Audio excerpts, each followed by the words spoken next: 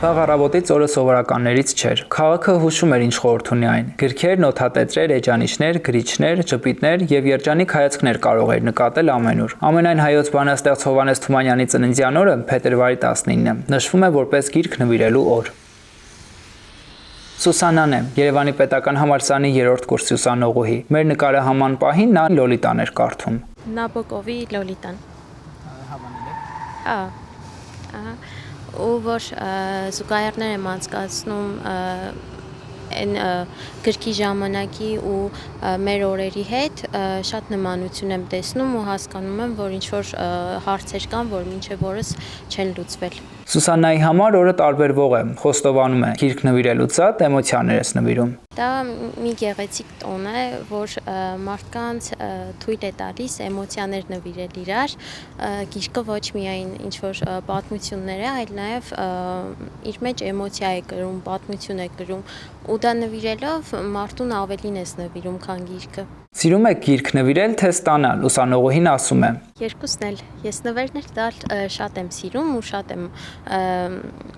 շատ խիստ եմ մոտենում ընտրության հարցում գրքերը ու սիրում եմ նվիրել։ Սերը հեղինակների հանդեպ մեծ է, սակայն մեծանուն գրող Եղիշե Չարենցը առանձնահատուկ տեղ է զբաղեցնում նրա կյանքում։ Գրքերի մեծ աշխարհում, սակայն Սուսաննան դեռ չի գտել այն հերոսին, որին իրեն է նմանեցնում։ Իմ բոլոր կարդացած գրքերի հեղինակներին շատ եմ սիրում, բայց առավել շատ սիրում եմ մեր հայ գրող Չարենցին, իսկ ինչ-որ գրող կերպար, որ ասեմ ուզում եմ նմանվել իրեն, երևի չկա։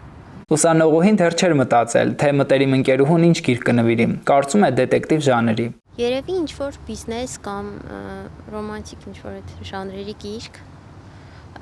չնայած մոտիկ ընկերուհի շատ է սիրում դետեկտիվ գրքեր, երևի դետեկտիվ, չգիտեմ։ Ուսանողները տարբեր են, նախասիրությունները նույնպես։ Կառուցնասեմ Ագաթա Քրիստիին։ Իսկ ինչու հենց իրեն։ Որովհետև իր գրած գրքերը, պատմությունները շատ հետաքրքիր են եւ ավարտը միշտ շատ անսպասելի է։ Հիմնականում չեմ սիրում գրքեր կարդալ, վախտին կարդացել եմ որոշ գեղարվեստական գրքեր։ Հայաստան, Ադրբեջան եւ Թուրքիա, Ռուբեն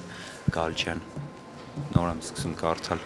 Եվ մասնագիտականից բացի գեղարվեստական շատ քիչ եմ կարդում, բայց երևի հայ գերականություն էլի։ Շատ են ընթերցասեր ուսանողները։ Երևանի պետական համալսարանի գրադարանավարուհին նկատում է։ Ներկայիս դրությամբ ուսանողությունը մեծ իմասամբ տրամադրված է ընթերցելու իսկապես, որ կա այսպիսի մի խոսույթ ժողովրդի մեջ, որ հիմա չեն կարդում։ Կան մասա, որ իսկապես չեն կարդում, բայց այստեղ գալիս են խելացի սովորելու նկատմամբ հակում ունեցող ուսանողները, որոնք գալիս են ընթերցելու, սովորելու, վերցնելու ու դա լինում է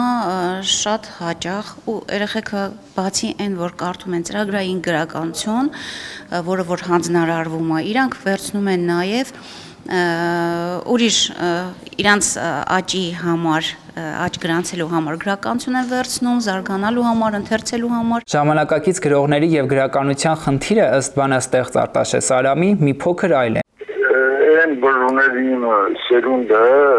մեր սերնդի առաջ հետ կանգնած այդ հսկողությունը, այդ գլավլիտ կոչվածը չկա և չի հետ եղել, բայց նախկինում ինչեր հեռատողությունը ուրիշ մի բան կար, տաբու էր դրված շատ բաների դրա, այսինքն ինչ-որ հարցերի մասին հարցեր կարող է իրավունք ունի արձակել, բոլորել, բայց կար խնդիրներ, որոնց վրա բացարձակ տաբու էր դրված։ Եվ դա այդ նորերին կաշխանդում էր։ Հիմա դա չկա, այդ շղթաները թթապված են։ 23 տարվա գրադարանավարուհու աշխատանքային փորձը Տիկին Թամարային օգնել է, որ յուրաքանչյուր ուսանողի յուրահատուկ մոտեցում ցուցաբերի։ Ես ինձ համարում եմ համասանական մեծ ընտանիքի անդամը, լիարժեք անդամը, որովհետև արդեն մոտ 23 տարի է ես այստեղ եմ եւ փորձում եմ իմ ներդրումը, իմ ջանքերը, իմ աշխատանքային եւ ինչու՞ չէ մարդկային ու մայրական սերը ներդրել մեր ուսանողներին,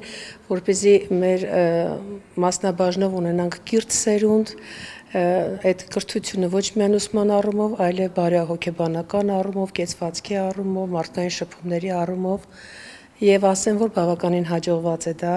Իսկ ինչու է հենց փետրվարի 19-ը ընտրվել որպես գրքի օր։ Հովհաննես Թումանյանի թանգարանի տնօրեն Լուսինե Ղարախանյանը մանրամասնում է։ Գրողների միության նախկին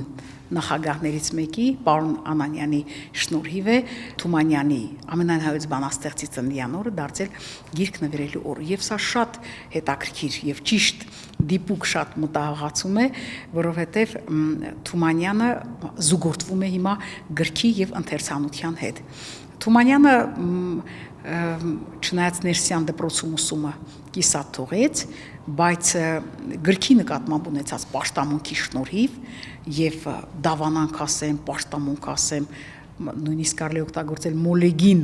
պաշտամունքի շնորհիվ ինքը դարձել էր իր ժամանակների ամենալայնախոհ մարդը։ Ըստ թանգարանի տնօրենի ունեն նոր հավելված, որի միջոցով կհնչի Թումանյան առայժմ մի քանի, իսկ հետո ավելի շատ լեզուներով։ 24 թվականին ստեղծել ենք Ոսկե դարան բջջային հավելված, որը բազմալեզու է։ Դա շատ մեծ նախագիծ է եւ այս պահին դուք հեռախոսով կարող եք լսել Թումանյանը հայերեն, արևմտահայերեն, ռուսերեն, անգլերեն, ֆրանսերեն, ճապոներեն, պարսկերեն, իտալերեն, իսկ պոեմներն ու բալլադները նաև արևմտահայերեն։ Այսինքն մենք նպատակ ունենք Թումանյանին լսեն աշխարհի լավագույն երկրներում եւ աշխարհի հայտնի լեզուներով եւ դա արդեն ստացվում է։ Թումանյանի ժառանգների հետ կապը պահպանվում է, Լուսինե Ղարախանյանն ասում է։ Մենք հիմա կապ ունենք Իրմա Սաֆրազբեկյանի հետ, Թումանյանի երկու թոռները ողջ են, 90 անց են երկուսն էլ, եւ Սուրմայի հետ։ Մեկը ապրում է, Տիկին Սուրման ապրում է Սանկտ Պետերբուրգում, իսկ Տիկին Իրման ապրում է Մյունխեն քաղաքում, Գերմանիայի, բայց ամեն ամառ գալիս է մենք ենք այցելում, քանի որ շատ մեծ է եւ առողջական խնդիրներ ունի, բայց որդին գալիս է միշտ թանգարան։ Մեր կապը երկու թոռների հետ կա նաեւ կապը կորների հետ, կորներից մեկը հայերեն է պարապում, ապագա բժշկուհի է, սովորում է Մոսկվայի բժշկական համալսարանում եւ շատ է ուզում ոնց որ այդ արյան կանչը մեջը լինի եւ անպայման ուզում է հայերեն սովորի եւ պապիկի նախապապիկի գրածները հայերենով ընթերցի։